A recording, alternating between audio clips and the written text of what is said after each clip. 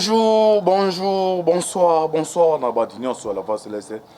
Mbote na bino mbote bozali ebele. Partout dans le monde bozo Rolanda biso par la internaute. Na nivetasi na pesi no mbote eska bozali. To en Europe. Na Suisse, précisément na Zurich, na ville à Zurich. Maman prophétesse du Kau na pesi mbote. Maman Maggie na Belgique. Mon enfant na Suède, siwa mbanja, Ozana, Asie, Océanie, en Afrique, sans oublier en République démocratique du Congo. C'est toujours votre humble serviteur, Moïse Mao Kanchiba de Misso Bolingaka. Tolo bate, automatisé au Pesabino, bah, information, bah, actualité politique, Boeba, Tozali Wapi, Tozokende Wapi, Tokosuka Wapi. Merci à Ndeko c'est ma caméra. John Maboke Bende. Ndeko Alvin Bia les signaturels Cécile Mboko la petite maman de Massera de Toloba toujours. Lola eza kofuta sima Tokoloba. Zamba Botoko Zoye Wapi. Beau s'abonner massivement. Pona to continuer copier Sabino ba information. Si je n'abisso o to koloba lelo na toloba te na koluka na partager mon muki o naza nango entre Rwanda na RDC. Toloba makambo mpona 2023 soki Tenzali, mais Toloba pourquoi Rwanda Zako continue toujours à s'ingérer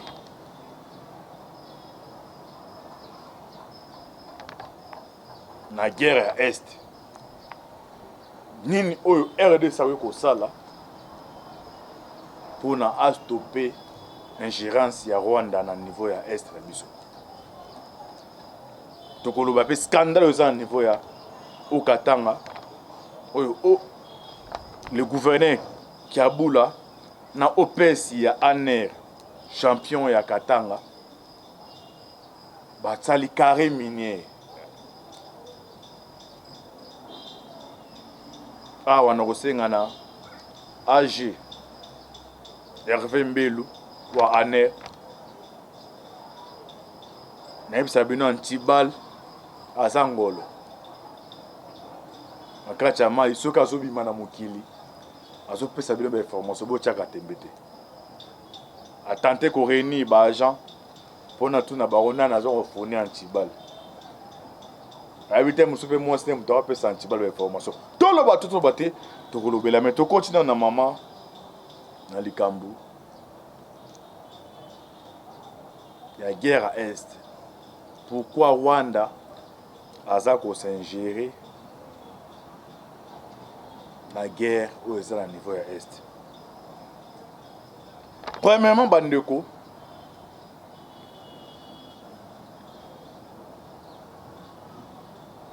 Rwanda azali mboka moko mukie. Oyo okota na kati ya RDC mbala ebele.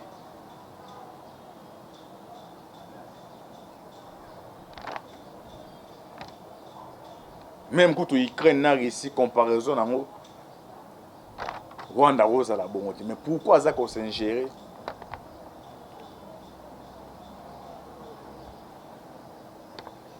la guerre à Est? Premièrement d'abord, premier ennemi la guerre à Est d'abord et ça va occidentaux. Les occidentaux.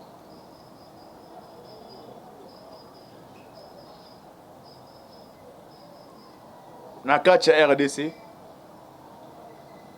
tous na ba province belé. Mais pourquoi Kazara na Est? Et ça d'abord guerre et intérêt.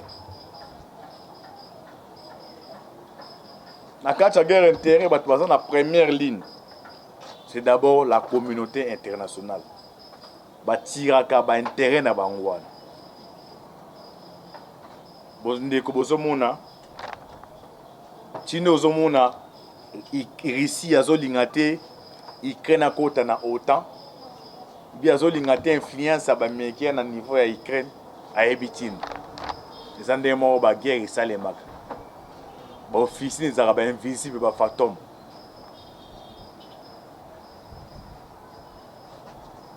Rwanda aza na richesse moko te ya malonga,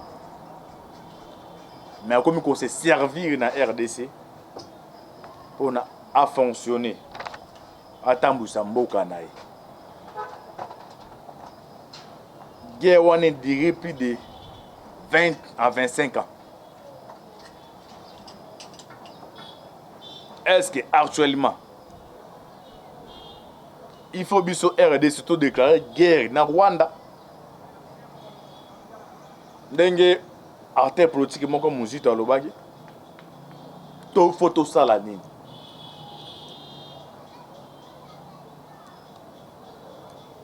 Rwanda a créé plus de 8 sociétés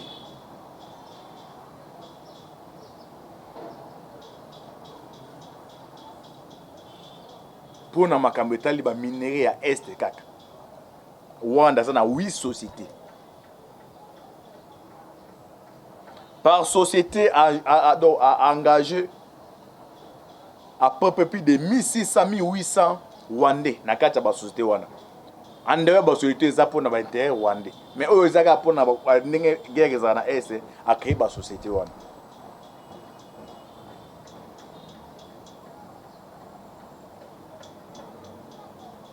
Banani bazo fournir Rwanda ba arme.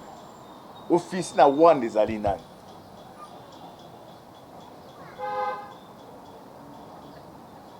Yango mona zoloba na politique eza monde d'intérêt.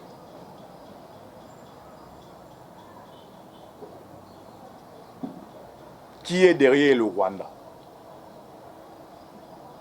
Parce que tozongi penda bane sima Zaïre. Par l'époque, Tozaki dans Mobutu, il est incontournable dans la région Galaki. Il a même joué dans l'influence de la président Béléwana. Mais il a changé.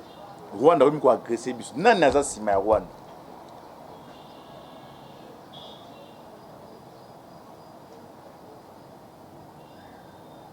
Est-ce que ça bloque? Il y a des alliés, il y a des Américains.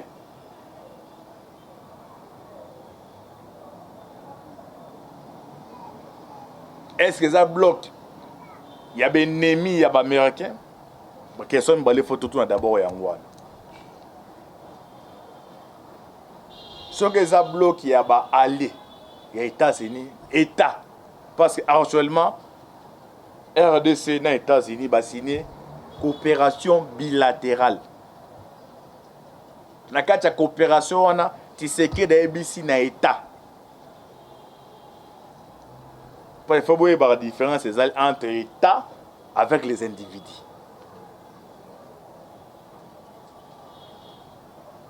Selon la coopération bilatérale aux États-Unis, na État, il y a RDC va signer, basé la coopération bilatérale. Na la coopération bilatérale, makambo beleza na kati.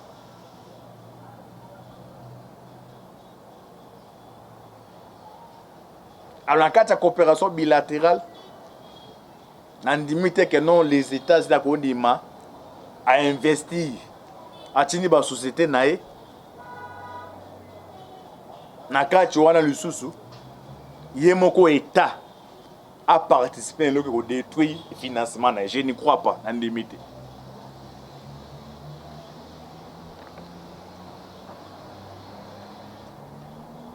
Parce qu'il y a une coopération bilatérale. Na paiement autrui ou aider bango. A otina ba société na série mbongo ekobima. A ko investir.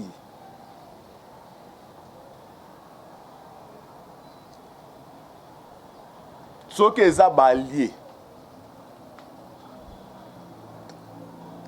Il y a États-Unis pour ça la ligne. Et on va allier tout le monde à France, n'est qu'à ôter ça la wana. soki eza baennemi na bango tozongi 18 ans ya règne ya Kabila bato bayeba tie Kabila na RDC eza bloc à otana oyo eza na ba États-Unis ba Belgique bango to bango batie Kabila et comme na ngwamo oyo ekomi bazolinga babimisa ye Kabila s'aligner na bloc eza ba ennemi na bango entre autres azui ya influence ya Chine ya Asie qui réussit pas comment déjà koya lelo Kabila sani alongo era longo atiki influence ba ennemi ya les États-Unis ou déjà baza na ba société na bango awa bazaki na ba carré minier. Alors avènement ya Tshisekedi dans pouvoir na coopération bilatérale au bas signé entre RDC et les États-Unis, il faut alongo l'influence wana ya ba ennemi na bango.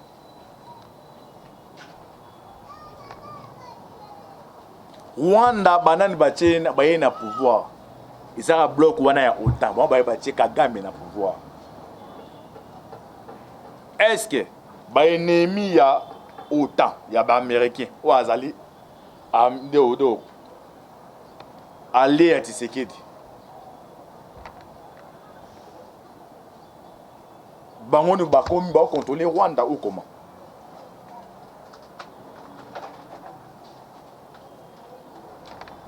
Parce que pendant qu'on déclare guerre, il faut qu'on y ait babanane de baza simaya, bato so déclarer guerre.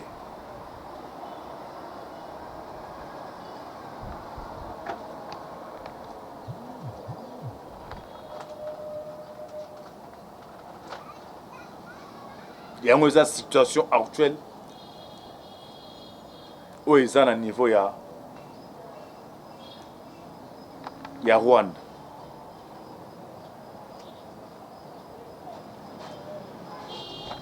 Les États-Unis ont réussi à convaincre Ouganda. Présent qui deux pays voisins ont attaqué RDC. Mais cette fois-ci, c'est le cas comme moi. Ils ont réussi à convaincre Ouganda. Pourquoi Rwanda a convaincu? Qui est derrière Kagame? Archement, c'est Kagame.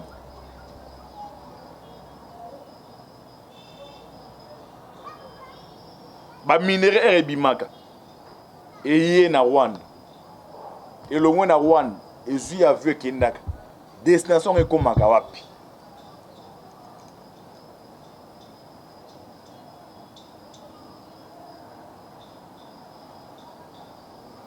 Na kati na biso moko d'abord awa.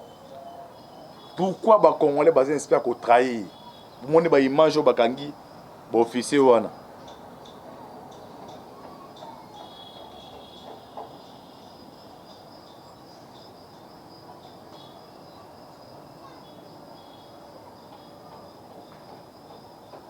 Pendant qu'on bunda guerre, qu'on déclare guerre et c'est qu'on faut aux anambons. Est-ce qu'actuellement, ceux qui RDC engagés qu'on déclare guerre officielle dans Rwanda, et Rosenga, nyonso ya mbongo kotaka, il faut ravitaillement baba soda bazalaka. Ravitaillement nyonso wana. C'est un acteur politique. Ce qui a constaté tout cas la guerre en 2023, et c'est peur pour eux, non, nous avons constaté pour la guerre, il faut passer dans la négociation.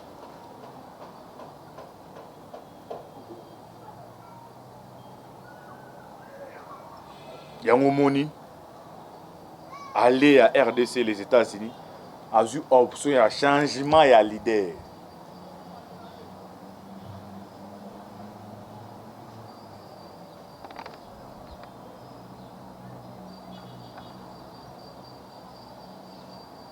Et là, le changement leader, ils ont peuple rwandais, mais individu qui a gagné. Ils ont actuellement dans la chancellerie, dans le couloir, tout les occidentaux, il y a autant de changement, il y a Poutine. mais wakuna eza mo matata mais awa eloko esalema yango wana.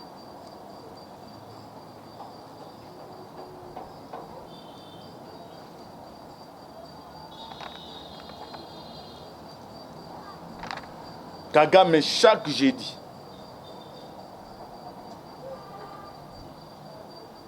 abando ça chaque semaine à jeudi abando convoquer conseil à sécurité na Rwanda. Comme convoquer deux fois le mardi na jeudi.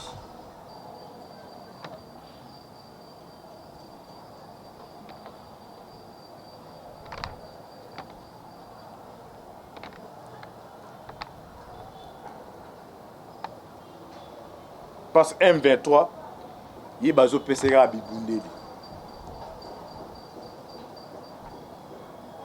Ba minezo ke ne Rwanda etamboli.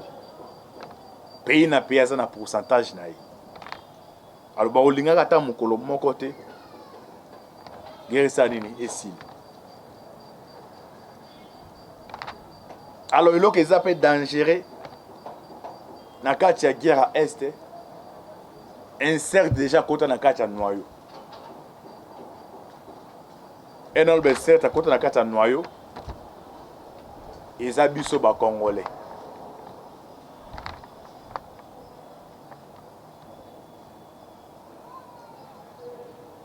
La majorité va souhaiter guerre ici là. Mais biso moko ba Congolais. La majorité des petits hommes na ki basali boy. Deux ans raison na kati ya Facebook au mona komi Goma 24, Goma Nuis. Ba groupe nyonso wana ba ni ba compte nyonso eza ba compte ba rebelle. Mais Congolais azo pesa ba nimbe information.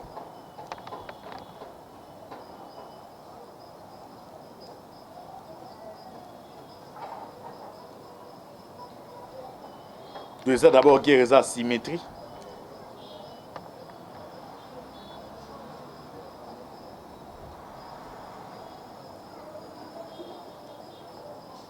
Il y a une situation où ils sont à niveau de guerre Rwanda na RDC. Dans un premier plan, d'abord, ce sont les Occidentaux qui vont tirer l'intérêt. Deuxième, troisième, il y a une situation qui est allée. Kolo Tshisekedi a déclaré guerre directe officielle na Rwanda. Mais Rwanda a été dans ce moment.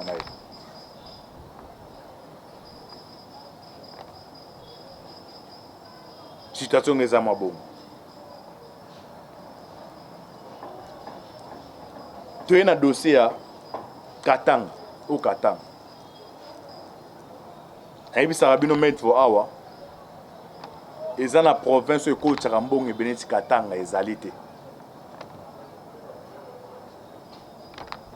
Bloc ya Kabila.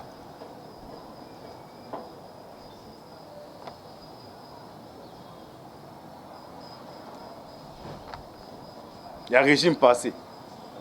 Les officiers dans l'Union sont mingi à niveau à Katanga. Il y a l'autre va pour un procès à Chebea. Tu n'as pas besoin de temps na session ni militaire à Kabila ni Ekolongo. Donc dossier procès ça appelle compteur à zéro. Tous ces gens là où va participer qui n'a qu'à tirer.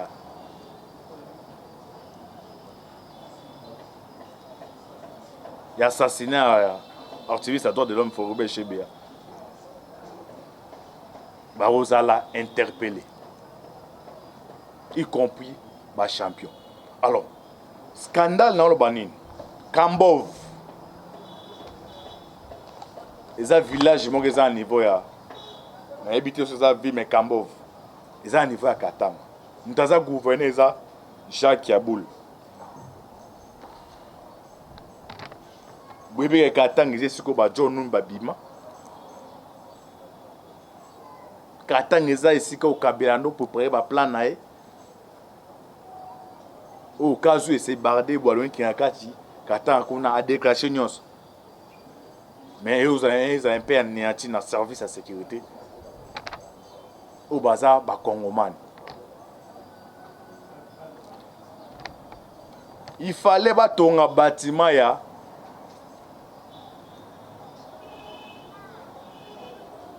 ya sika ya ane na niveau ya Katanga.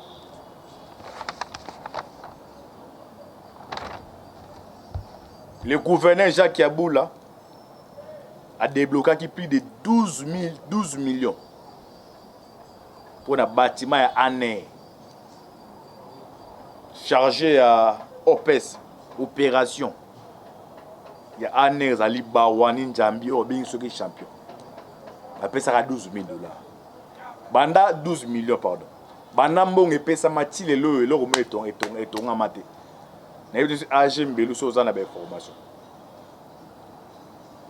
Bongo et na maboko ya champion. Aki atongi na golf Faustin. Donc bongo ya ane ya aki atongi na ndenge na. Alors comment c'est fait que non gouverneur a débloqué mbongo na yepete mbongo ya l'état pour na reconstruire bâtiment ya ane mais un individu a dû détourner. Il fallait IGF Landela. Bah qu'on découvrir na Kambov et ça na carrière mon ya uranium. Et ça carrière mon privé.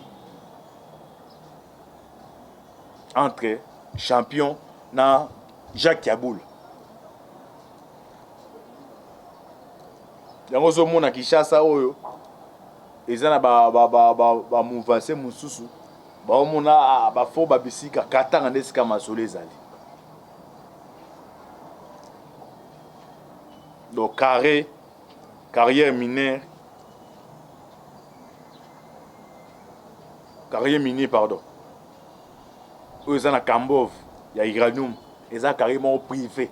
Ya Jacques Yaboula za gouverneur au Katanga na Barwani champion. Donc osenga na bato bala baza singa mokonzi ya mboka. Mandat ya Tshisekedi des autres négocier là aza na bilan wa ko présenter na ba congolais. Bilan ezaleti na balle na terrain. Dans le terrain vous beta ballon et ça te que non ba beaucoup la carton, il faut s'assumer. Pas ba otu côté au ballon mo kendo ndenge politique ezali.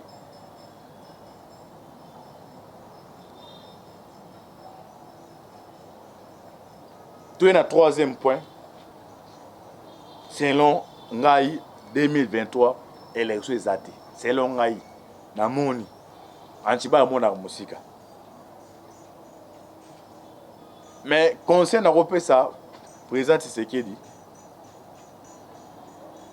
na kati ya Afrique soki dictateur alongwe na pouvoir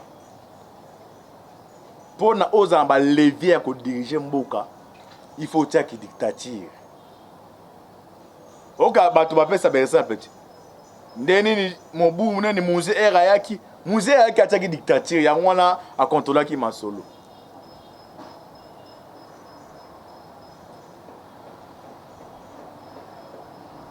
ya wana ministre économie akei bato ba sepel mais crise mo ekoti kuna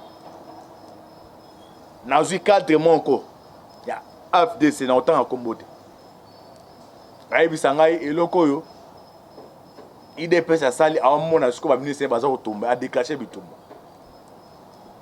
et ozomona un au cadre azo wa popo bongo est-ce que ayaki na kati ino sake pona na même conviction na conviction na mutazo diriger beza kaka ayetolia suka na moto wangana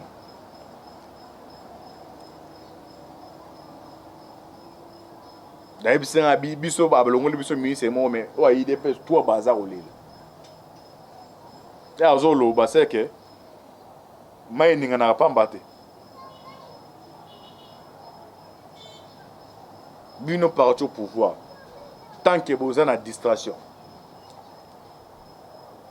ba chozo mona wana na PPD zalaka bwa na 2012 et 2011 wana secrétaire général PPD au évaluer c'est Bochab ba toi bi sa Bochab bino nde bozabwe ba tazo ko se préparer ba Bochab il veut ses pouvoir mais ba bazare surpris les lo na majorité ba ta l'équipe bango alors moi pas na ba politique eza bongo ba ti baza babotama tata moko na maman on a tisécurité aye pour un intérêt politique Tshisekedi pas jouer ça te pour na lingi ba ti lukebo non a jouer parce que na poids politique azana ba député belé politique eza bongo mais vous au boza tout autour ya la présidence de la République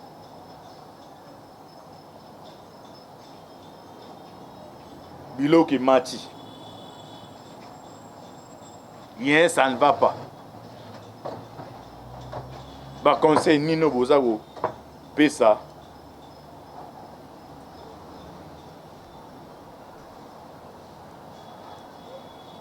na mukonzi ya mboka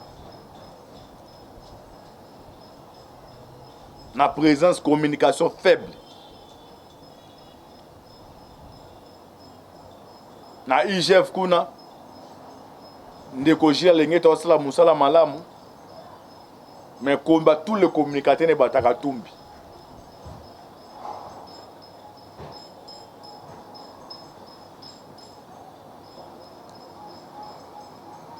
toujours pousse na ba échéance électorale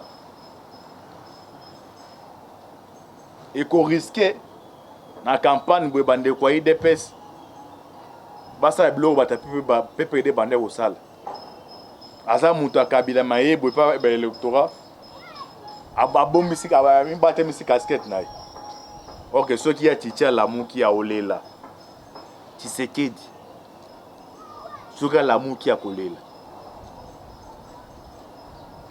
donc ils en est na ebisa bino awa ezala mutu azosala bato na emasuwa be azosala mutuka na ye moko afandi boye vision wapesaka mutu nzambe apesi vision kitoko mutuka nanga mpe ezala boye ezala boye ezala boye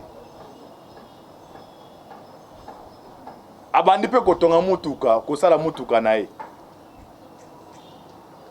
nde mpe osala mutuka ezomona keno eza mutuka mais premier conseil ye non John mo mutuka ofo bakisa minda likolo aoki conseil ya mutu wana deuxième conseil et troisième ti mutu kesili melo bima mutu ke melo mususu ezelo Tshisekedi aza ngo siko so ta na mutu ki ye moko boy azaki na vision bien pour la république mais ba conseiller o ya lobby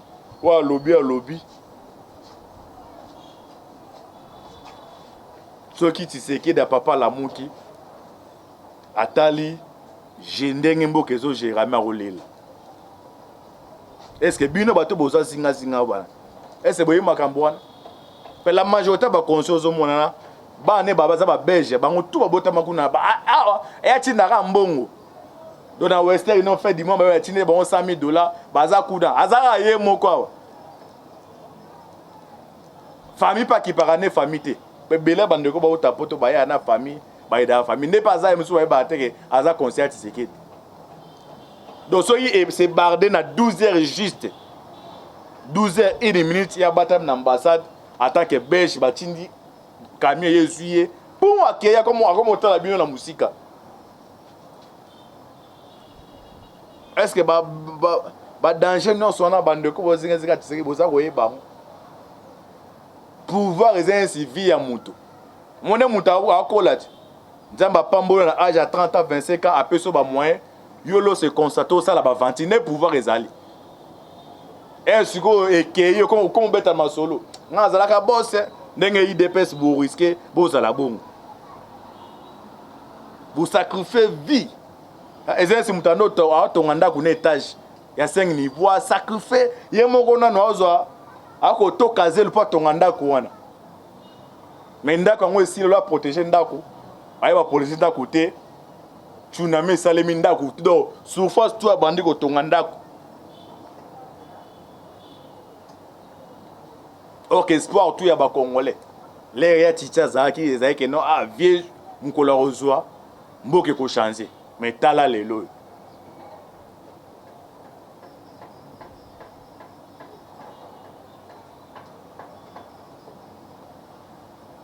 aussi ministre intérieur do senti yambaka téléphone te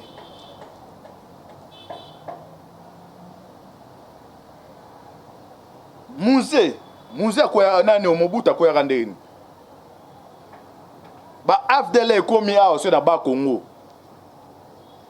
quelqu'un ba député à l'époque wana ba benga ministre intérieur wana pona ba signer que non yoza ministre intérieur sinaita na ane bwebwe ye téléphone ya yambaka te ti afdele bakota awo nde mona wa IDPS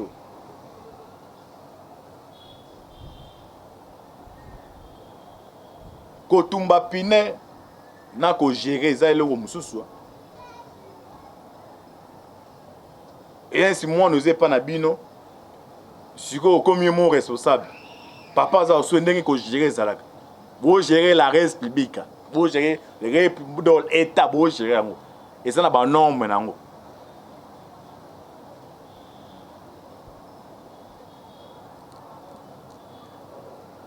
to continuer ko prier ma casse pour na RDC na ebike kondi mezali Jamba rotinaka Messi moko o yako bongusa mboko peut-être que vous avez Tshisekedi dango mais doute za makasi comme cause la makasi moi attends na match à balle mon eto nga na otala match na Maroc na RDC et de coupe dans 2-0 na longwa na nga na kenda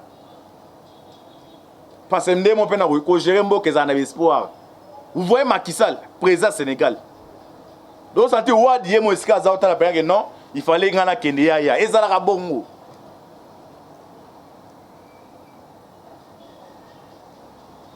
Kabila zaki azabilo, omoni ja wana bandeko baza si batuti nde bokanisela bango. Bazo nde bato ba trompara bato. Aya bon si zo ba me ko bata ma l'équipe na maïl. Aba kende ataki ba ingrédient na eno. Donc ne to ba économie mboka tout ezana maboka bato na. Na ebisa bande ko ide pensa que no Kabila Tshisekedi ya benga na volet politique. Na mais volet finance a rosala eboy. Aussi na fait qui kuna président fait Albert Youm. Yoza sira ta Tshisekedi dango a caresser Albert Youm a trahi Kabila jamais. Il y a des semans musu ba ça ba secret d'état.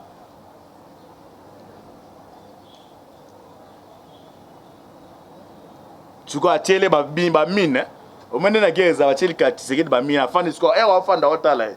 Ebi ke na minute yo Tshisekedi ata s'expliquer ba congolais o baza onde bazabu na matoi na bango azo ekelo remonter.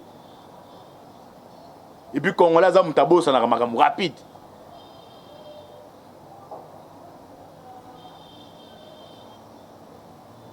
Donc mutu musu na micho comme na niveau Kabila fazonga. OK Kabila sali dira ba neza mabe makasi ko le Tshisekedi.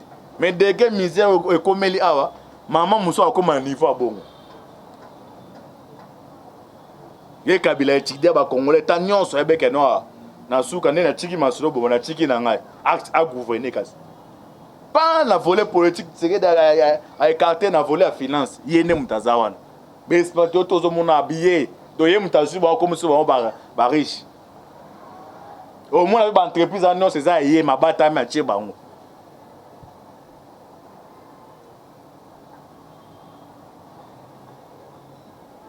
Et puis Tshisekedi olé na batu na asuka batu a Kabila wana. Eza ki moyibi musu baloba balakela ngo balakelo ki bo mwana. Eza misemo wa ya Kongo na otanga kombote. Ba biso akayi ba kapwana. Eza ya makila, eza ski wondo ki mob. Ndenge eza na ba politicien wana. Ata bo sali ndenge nini.